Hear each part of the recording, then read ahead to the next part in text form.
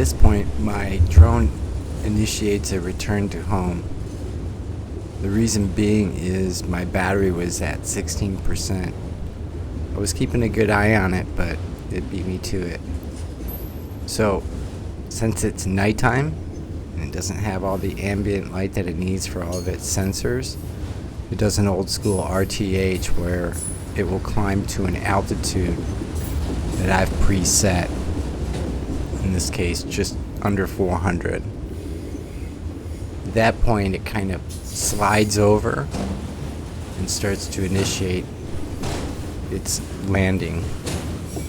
In this case, it was actually taking its time, which was making me nervous since I just got the drone back from DJI with a sensor repair.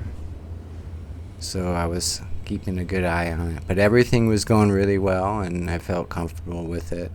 So I was letting it do its thing. That white speck in the center there is me with the controller. And as it's coming down, the controller's going bonkers and I don't want this thing just dropping out of the sky. So I just decided to let it land where it's going to land, which was on the grass, and that was fine with me because it was short and let's move on and get it safe. So there you go.